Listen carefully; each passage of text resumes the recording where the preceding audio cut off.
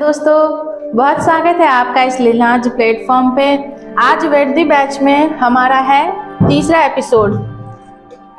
ठीक है,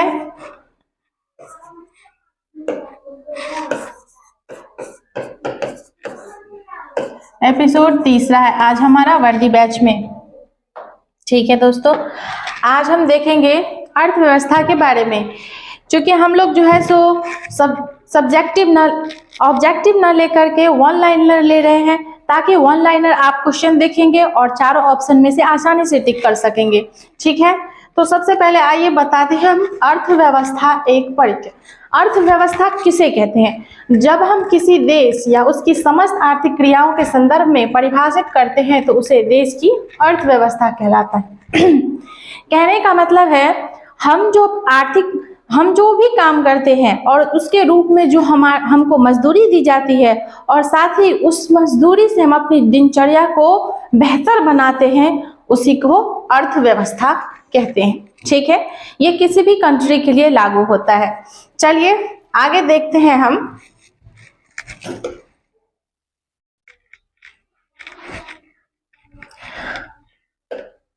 अर्थव्यवस्था का जनक किसे कहा जाता है? ठीक है, अर्थव्यवस्था का जनक किसे कहा जाता है? एडम स्मिथ को, क्योंकि इसने अर्थशास्त्र को जन्म दिया है, इसलिए इसका जनक कहा जाता है किसे? एडम स्मिथ को। ये सबसे पहले VVI क्वेश्चन है, आप इसे नोट करिए। देखिए, ऐसे काम नहीं चलेगा, आप पेन और पेपर लीजिए और जो जो हम बताते हैं आप उसको नोट करते जाइए, तभी जाके आप याद कर पाइएगा क्वेश्चन को। ठीक है, दूसरा है अर्थशास्त्र की छोटी आर्थिक इकाइयों का अध्ययन अर्थशास्त्र की किस शाखा के अंतर्गत किया जाता है? तो व्यष्टि अर्थशास्त्र के अंतर्गत किया जाता है। ठीक है, नेक्स्ट है समष्टि अर्थशास्त्र की एक अलग शाखा के रूप में आरंभ करने का श्रेय किसे दिया जाता है? समष्टि अर्थशास्त्र की एक शाखा के रूप में आरंभ करने का श्रेय किसे दिया जाता है? जॉन मेनार्ड किंग्स को। ठीक है, चौथा है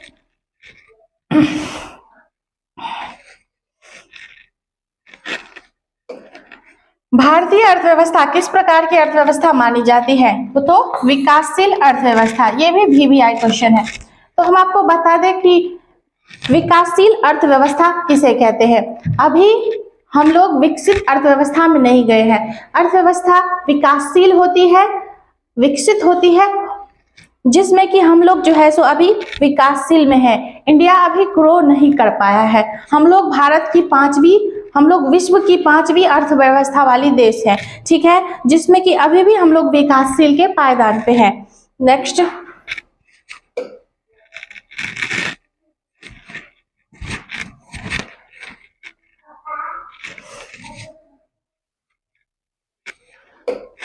भारतीय अर्थव्यवस्था के मुख्य विशेषताएं। किसी भी अर्थव्यवस्था की ग्रो करने के लिए क्या क्या विशेषताएं होंगी, ये हम आपको इसमें बताने जा रहे हैं। ठीक है, कृषि की प्रधानता, प्रति व्यक्ति न्यूनतम आय तथा बढ़ोतरी में बेरोजगारी। किसी भी दुनिया की कोई भी कंट्री को अगर ग्रो करना है तो सबसे पहले उसको कृषि की प्रधानता होगी। कृषि अच्छी होगी, पैदावार अच्छी होगी, तभी देश का विकास होगा।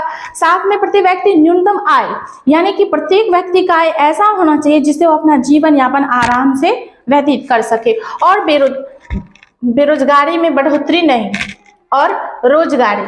ठीक है, बढ़ती रोजगारी, और रोजगार के जब तक अवसर प्राप्त नहीं होंगे कभी भी अर्थव्यवस्था का विकास नहीं होगा। तो इसमें क्या है?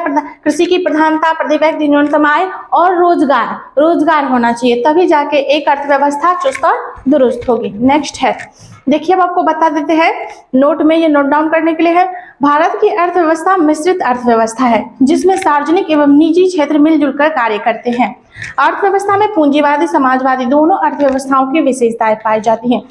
तो सबसे पहले हम आपको बता दें कि अपनी जो भारत की अर्थव्यवस्था है वो मिश्रित है, जिसमें निजी और गवर्नमेंट सेक्टर दोनों मिलकर काम करती है, जिसमें कि पूंजीवादी एवं समाजवादी दोनों अर्थव्यवस्था, पूंजी जो हम लगाते हैं और समाज से जो उत्पन्न होती है, उसमें ये भी मिश्रित अर्थव्यवस्था में क्या है? शामिल है। तो हमारी अर्थव्यवस्था क्या है? मिश्रित अर्थव्यवस्था है। ठीक है, इंडियन इकोनॉमी क्या है? मिक्सचर है।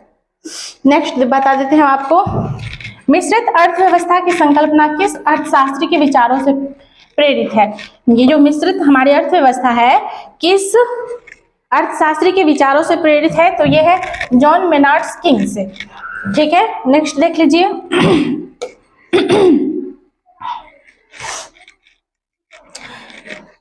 बंद अर्थव्यवस्था से क्या आशय है? आयात, आंसर है निर्यात गतिविधि ना होना।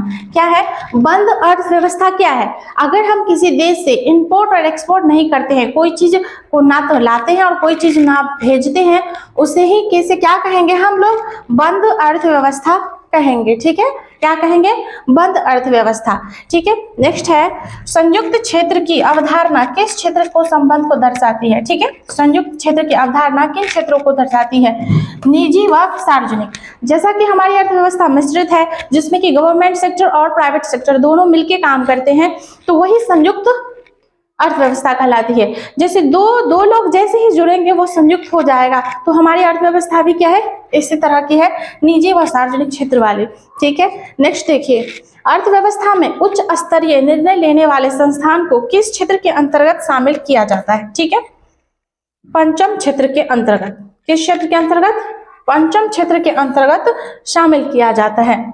कौन सी? जैसे कि यूके, यूनाइटेड किंगडम, यूएसए, ये सब जो अर्थव्यवस्थाएं है ना, ये उच्च स्तरीय, ये पंचम क्षेत्र के अंतर्गत आएगा। नेक्स्ट देख लीजिए, अर्थशास्त्र के क्षेत्र में प्रथम नोबेल पुरस्कार किस वर्ष प्रदान किया गया था? सबसे मोस्ट VVI क्वेश्चन है ये, सबसे इंपॉर्टेंट क्वेश्चन है कि अर्थशास्त्र के क्षेत्र में नोबेल पुरस्कार सर्वप्रथम कब दिया गया था? 1969 में। ये देख लीजिए, सबसे मोस्ट इंपॉर्टेंट क्वेश्चन है, कब दिया गया था? 1969 में। को जूम करके दिखा देते हैं पर ये रहा, सबसे पहले नोबेल पुरस्कार कब दिया गया था अर्थशास्त्र के क्षेत्र में? 1969 में। किसे दिया गया था? अमर्त्य सेन को। वो मैं आपको आगे बढ़ाऊंगी, जो कि भारतीय मूल के थे, प्रथम व्यक्ति जिन्हें नोबेल पुरस्कार प्रदान किया गया था। कब? वर्ष 1969 में। ठीक है, नेक्स्ट देख लीजिए,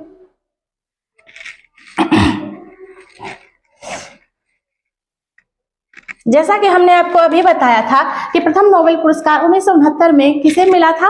अमर्त्य सेन जी को। अमर्त्य सेन को जो है नोबेल पुरस्कार किसे मिला था? अर्थशास्त्र में नोबेल पुरस्कार प्राप्त करने वाले भारतीय मूल के प्रथम व्यक्ति कौन थे? अमर्त्य सेन थे। अब भी हमने बताया 1869 में इसको क्या दिया गया था? Nobel prize.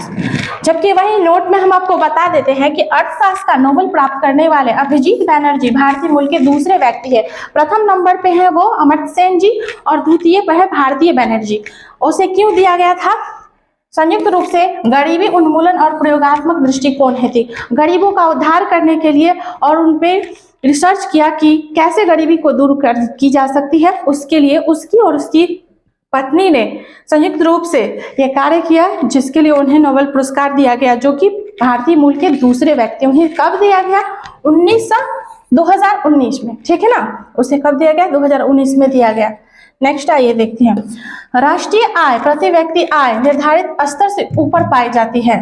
क्या? विकसित अर्थव्यवस्था। सिंपल लॉजिक है, जिस देश का राष्ट्रीय आय और प्रति व्यक्ति आय उच्च लेवल का होगा उसकी अर्थव्यवस्था क्या होगी? हाई लेवल की होगी। फिलहाल हमारी अर्थव्यवस्था तो विकासशील है और प्रति व्यक्ति आय भी लो है। ठीक है, नेक्स्ट देखिए, हस्तक्षेप के सिद्धांत का प्रतिपादन किसने किया था? ठीक है, किसने किया था? एडम स्मिथ ने। हस्तक्षेप का सिद्धांत का प्रतिपादन किसने किया था? एडम स्मिथ ने।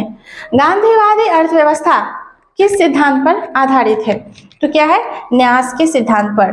गांधीवादी अर्थव्यवस्था जो है तो किस पर आधारित है? न्यास के सिद्धांत पर। नेक्स्ट है, समाजवादी अर्थव्यवस्था का जनक किसे कहा जाता है? कार्ल मार्क्स को। सामाजिक जो अर्थव्यवस्था होती है, समाज के प्रति, समाज में क्या किया जाए जिससे अर्थव्यवस्था सुदृढ़ हो, तो उसका जनक कौन माना जाता है? कार्ल मार्क्स को। ठीक है, नेक्स्ट आइए बताते हैं आपको हम, ये है भारतीय व्यवस्था के उदारीकरण का अग्रदूत किसे कहा जाता है? भारतीय अर्थव्यवस्था का उदारीकरण का अग्रदूत किसे कहा जाता है? डॉक्टर मनमोहन सिंह को। दोस्तों, ये अपने पूर्व PM भी रह चुके हैं, साथ में RBI के कभी गवर्नर भी रह चुके हैं। ये कौन? डॉक्टर मनमोहन सिंह। इसे भारतीय अर्थव्यवस्था के उदारीकरण का अग्रदूत माना जाता है। तो दोस्तों मिलिए इस चेहरे से, नए चेहरे से। ये है आपकी मीता मैम, जो आप लोगों की बिहार पुलिस की हिंदी की कक्षाएं कराएंगे। ठीक है, ये हिंदी की क्लास लेंगे, ये मैम आपको हिंदी करवाएंगे। ठीक है, चलिए नेक्स्ट देख लेते हैं।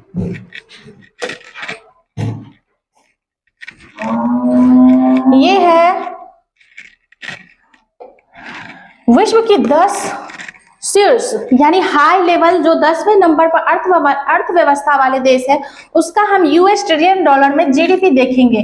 किस देश की जीडीपी कितनी है और हमारा प्यारा भारत कौन से स्थान पर है। तो चलिए आइए दिखाते हैं। अमेरिका 26.95 है जिसका जीडीपी है। चाइना दूसरे नंबर पर है जिसका जीडीपी 17.1 है। जर्मनी तीसरे नंबर पर है जिसका जीडीपी 4.3 है। जापान चौथे नंबर पर है जिसका जीडीपी 4.23 है।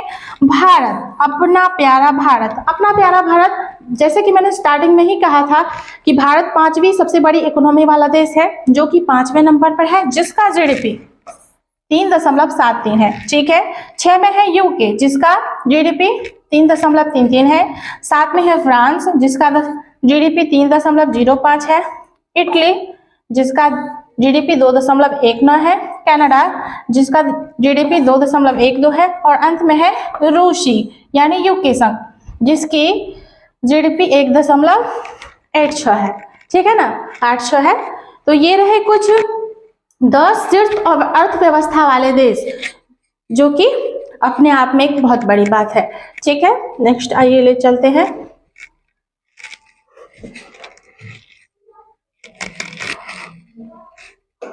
ये है वह अर्थव्यवस्था जिसका विश्व के अन्य देशों से कोई व्यावहारिक संपर्क नहीं होता है, क्या कहलाता है। अब जैसा कि मैंने कहा था अभी ही, किसी देश से निर्यात होगा नहीं और ना ही आयात होगा, तो उसे क्या कहेंगे हम, बंद अर्थव्यवस्था कहेंगे। अब जैसे कि उदाहरण के लिए मान लिया जाए कि हमारे देश में सोने की थोड़ी सी कमी है, तो हम अपन लोग चीन से सोना आयात करते हैं और इधर से कपास जाती है, साथ में मखाना भी जाता है जो कि बिहार का फेमस है।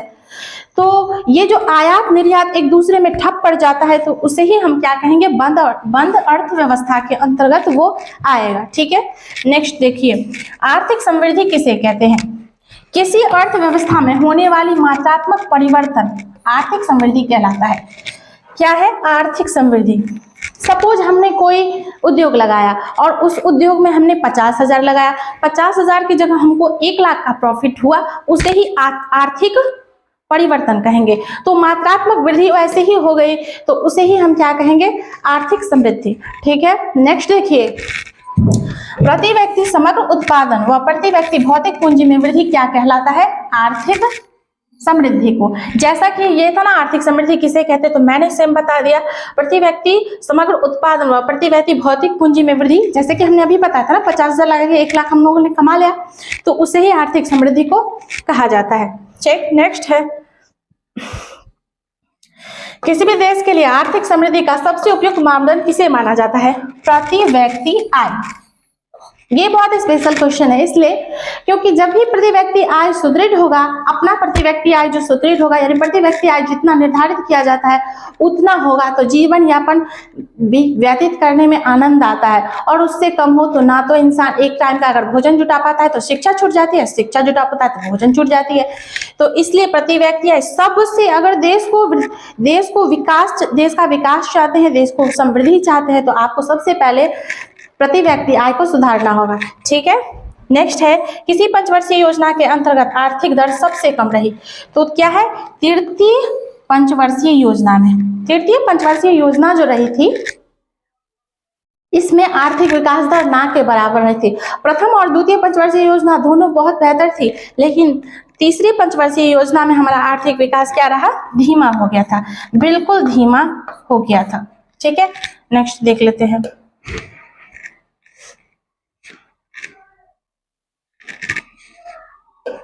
ठीक है, सकल घरेलू उत्पाद जीडीपी परिवर्तित दर क्या कहलाती है, आर्थिक विकास दर। ठीक है ना, सकल घरेलू उत्पाद, हम लोग जो लघु छोटे छोटे उद्योग जो घरेलू उद्योग होते हैं और उसमें जो हम लोग वृद्धि करते हैं तो वो क्या कहलाता है, आर्थिक विकास दर। ठीक है, नेक्स्ट है जीवन की भौतिक गुणवत्ता सूचकांक का प्रतिपादन किसने किया था। प्रत्येक वर्ष जीवन का भौतिक गुणवत्ता सूचकांक जारी किया जाता है, ठीक है, जिसमें कि जिसका प्रतिपादन किसने किया था, मॉरिस डी मॉरिस ने। कब, वर्ष 1976 में। नोट डाउन करते जाएंगे आप लोग। ठीक है, मानव विकास रिपोर्ट 2021-22 में किस देश का प्रथम स्थान है। मानव विकास, हर वर्ष मानव विकास सूचकांक भी जारी किया जाता है, जो कि कब का पूछ रहा है, 2021-22 का पूछ रहा है, तो वहां प्रथम स्थान किसका था, स्विट्जरलैंड का था। ठीक है ना। नेक्स्ट देख लीजिए, वर्ष 1949 में भारत सरकार द्वारा नियुक्त राष्ट्रीय आयोग समिति के अध्यक्ष कौन थे। वर्ष 1949, ये भी आप 3 स्टार्स को दे सकते हैं, ये भी बहुत इंपॉर्टेंट क्वेश्चन है। ठीक है, ये आपको 1949 में भारत सरकार के नियुक्त राष्ट्रीय आय समिति के अध्यक्ष कौन थे, पीसी महालनोबिस। ये बहुत इंपॉर्टेंट क्वेश्चन है, आप इसको जरूर से जरूर याद करें। नेक्स्ट है, वर्तमान में किस राज्य की औसत प्रति व्यक्ति आय से अधिक है, तो वो क्या है, हमारा प्यारा गोवा, जो कि भारत का एक स्टेट है गोवा, जिसकी प्रति व्यक्ति आय सबसे ज्यादा है। समझ सकते हैं उसका जीवन यापन कितना आनंदित होगा। नेक्स्ट है, MCA-21 मिशन मोड प्रोजेक्ट किस केंद्रीय मंत्रालय द्वारा आरंभ किया गया है, तो कंपनी मामलों के मंत्रालय द्वारा। कोई भी अगर काम होता है, अगर किसी भी चीज का कॉन्ट्रैक्ट लेती है तो कौन लेती है, कंपनी के मंत्रालय द्वारा। ठीक है, नेक्स्ट है, सकल राष्ट्रीय उत्पाद क्या है, राष्ट्रीय उत्पाद का मूल्य मापन। ठीक है, सकल राष्ट्रीय उत्पाद क्या है, इसका आंसर है राष्ट्रीय उत्पाद का मूल्य मापन। हम लोग जो राष्ट्र में अपना जो भी उद्योग लगाते हैं उसमें जो आर्थिक वृद्धि होती है, कितना उत्पाद हम लोग लागत लगाए, उसमें कितना उत्पाद हुआ, उसी का मूल्य जो मापन करते हैं, उसकी जो आर्थिक ग्रोथ मापन करते हैं, उसे ही राष्ट्रीय उत्पाद का मूल्य मापन कहते हैं। ठीक है,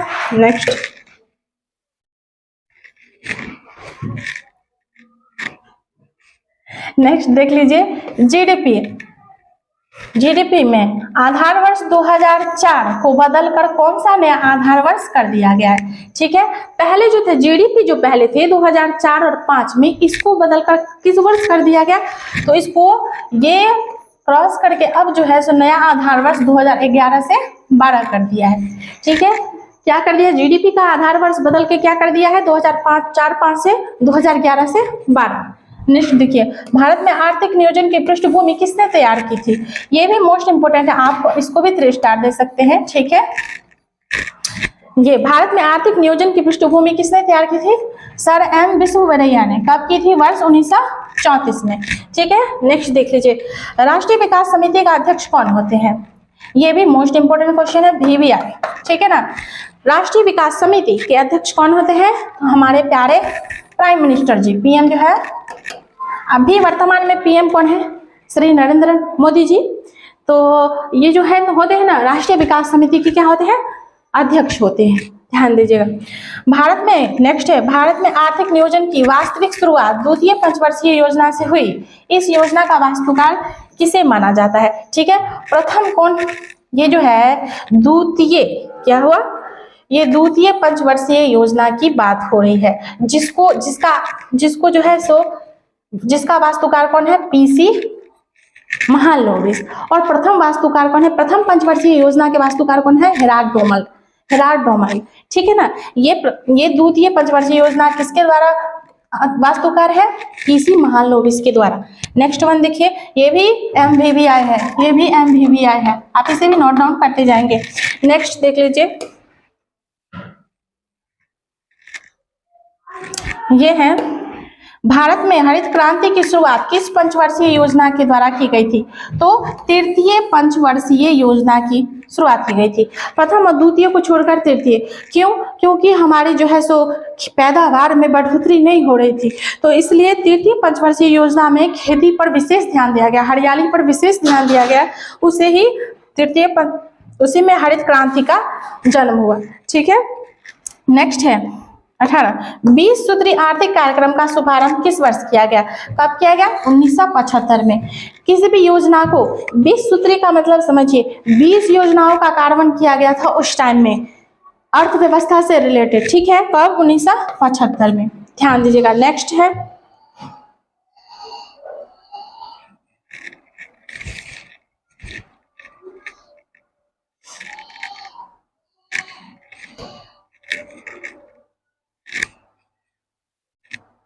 सातवीं पंचवर्षीय योजना में IRDP के अंतर्गत क्या रणनीति अपनाई गई थी? संपूर्ण परिवार का अंगीकरण। सातवीं जो पंचवर्षीय योजना थी तो उसमें संपूर्ण परिवार का उसको नाम दर्शाना था रजिस्टर्ड पर, गवर्नमेंट के आदेश थे कि पूरे फैमिली का नाम दर्शाया गया जाए। ठीक है, तो इसमें पूरे परिवार के संपूर्ण परिवार के अंगीकरण का नीति अपनाई थी। ठीक है, जॉन W.D. मिलर कौन पंचवर्षीय योजना पर आधारित थी? जैसा कि हमने अभी बताया, सातवीं। प्रथम पर हेराल्ड डोमन थे, द्वितीय पर जो है सो अपना द्वितीय पर PC महालनोबिस थे, और सातवीं पंचवर्षीय योजना को किसके द्वारा की गई थी? John W. मिलर के द्वारा की गई थी। ठीक है, ये भी मोस्ट इंपोर्टेंट है, आप इसे भी याद कर लेंगे। ठीक है, नेक्स्ट देखिए, सर्व शिक्षा अभियान किस पंचवर्षीय योजना द्वारा शुरू की गई थी? सर्व शिक्षा, शिक्षा सबका अधिकार है। ठीक है, सभी का अधिकार है शिक्षा, तो वो किस पंचवर्षीय योजना पर आधारित की गई थी? 10वीं पंचवर्षीय योजना पर। प्रत्येक किताब पर जो है देखेंगे 1 to 5 से लेकर के लिखा रहेगा सर्व शिक्षा अभियान, जो कि पंचवर्षीय योजना में स्टार्ट की गई थी। तो देखिए, नेक्स्ट देख लीजिए, 12वीं पंचवर्षीय योजना का मुख्य उद्देश्य क्या था? तीव्रतर, इसका आंसर है तीव्रतर, धारणीय और अधिक समावेशी विकास। क्या है ना, 12वीं पंचवर्षीय योजना अभी लास्ट चल रही है, जिसमें से क्या बनाया गया था? तीव्रतर, जल्दी जल्दी अपनी अर्थव्यवस्था को कैसे ग्रो करना है, और साथ में वो फैक्चुअल हो, यानी कि धारणीय हो, और हम उसमें जो निवेश करते हैं उसका हमें कितना प्रॉफिट होता है, ये बताया गया था। कब? 12वीं पंचवर्षीय योजना में। ठीक है, नेक्स्ट देखिए,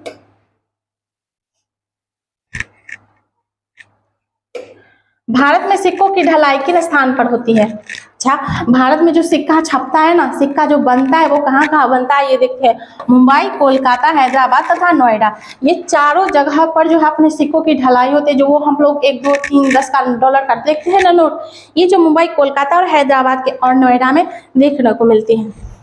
ठीक है, भारतीय रिजर्व बैंक की स्थापना किस वर्ष हुई थी? 1935 में। अच्छा, बैंकों का बैंक सब बैंकों का बाप है कौन? RBI, जिसकी स्थापना कब हुई थी? 1935 में। ये भी आप इसे ट्रिपल स्टार दे सकते हैं। ठीक है, याद रखेंगे 1935 में RBI की क्या हुई थी? स्थापना हुई थी। नेक्स्ट देखिए, देश की सरकार एवं केंद्रीय बैंक द्वारा जारी नोट, सिक्के कौन सी मुद्रा होती है? वैध मुद्रा होती है। कौन सी? वैध। वो अवैध बिल्कुल नहीं होती है, खास करके सिक्के तो अवैध होते ही नहीं है। ठीक है, नेक्स्ट, भारत में ट्रेजरी बिल किसके द्वारा बेचे जाते हैं? तो हमने अभी कहा था बैंकों का बैंक कौन है? सब बैंकों का बाप भारतीय रिजर्व बैंक RBI। RBI जो है वो क्या करती है? ट्रेजरी बिल को बेचती है। नेक्स्ट है, इंद्रधनुष योजना का संबंध किससे है? तो बैंकों के वित्तीय सुधार से। बैंक में क्या ग्रो करना है, कैसे कस्टमर से बिहेव करना है, और बैंकों की वित्तीय व्यवस्था कैसे सुधर सकती है, ये मिशन इंद्रधनुष के तहत किया गया था, बैंकों की सुधार से। ठीक है ना, नेक्स्ट देखिए,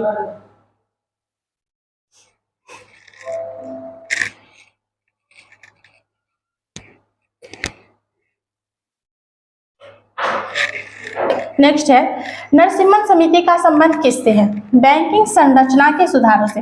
ये भी VBI क्वेश्चन है, आप इसे भी नोट डाउन कर सकते हैं। नरसिम्हन समिति का संबंध बैंकिंग को किस तरह से सुधारना है, बैंकिंग में कस्टमर से किस तरह बिहेव करना है, और खास करके क्या पैतरा अपनाया जाए जो बैंकिंग अर्थव्यवस्था तेजी से ग्रो हो, ये किसके द्वारा? नरसिम्हन समिति के द्वारा। ठीक है, भारतीय स्टेट बैंक की स्थापना कब हुई थी? 1955 में। अभी अपन लोगों ने देखा था RBI की स्थापना, बैंकों का बैंक। अभी हम लोग देख रहे हैं SBI। ठीक ना, SBI की स्थापना कब हुई थी? 1955 में। नेक्स्ट देख लीजिए, ये भी मोस्ट इंपोर्टेंट है, आप इसे भी याद नोट डाउन करेंगे। ठीक है, भारतीय रिजर्व बैंक के कौन से पूर्व गवर्नर भारत के प्रधानमंत्री भी बने हैं? अच्छा, ये देख लीजिए, डॉक्टर मनमोहन सिंह हमारे पूर्व PM रह चुके हैं। ठीक है, पूर्व PM रह चुके हैं। साथ ही ये मैंने स्टार्टिंग में ही बताया था आपको कि ये RBI के गवर्नर भी रह चुके हैं। कौन? डॉक्टर मनमोहन सिंह, जो हमारे पूर्व PM भी रह चुके हैं। ठीक है, नेक्स्ट देख लीजिए, भारत के किन राज्यों में क्षेत्रीय ग्रामीण बैंक कार्यरत नहीं है? तो सिक्किम एवं गोवा में। ये जो क्षेत्रीय ग्रामीण बैंक होते हैं ना, वो सिक्किम और गोवा में बिल्कुल भी नहीं चलते हैं। ठीक है, नेक्स्ट देख लीजिए, वर्ष 1955 से 56 में स्थापित ग्रामीण स्थापना विकास को लेखा जोखा कौन करता है? अच्छा, ग्रामीण में जो होता है उस विकास का लेखा जोखा कौन सा बैंक करती है? ग्रामीण में वो है राष्ट्रीय कृषि एवं ग्रामीण विकास बैंक। राष्ट्रीय कृषि, अच्छा आप कोई भी जो है सो ग्राम में कोई भी चीज का लोन लेंगे या फिर एग्रीकल्चर के लिए लोन लेंगे तो उसका लेखा जोखा कौन करेंगे? राष्ट्रीय कृषि एवं विकास बैंक। ठीक है, नेक्स्ट देख लीजिए, सहकारी साख समितियों का ढांचा कैसा होता है? त्रिस्तरीय होता है। सहकारी साख समितियों का ढांचा कैसा होता है? त्रिस्तरीय। नेक्स्ट देखिए, भारतीय स्टेट बैंक की स्थापना किस समिति की स्तुति पर की गई थी?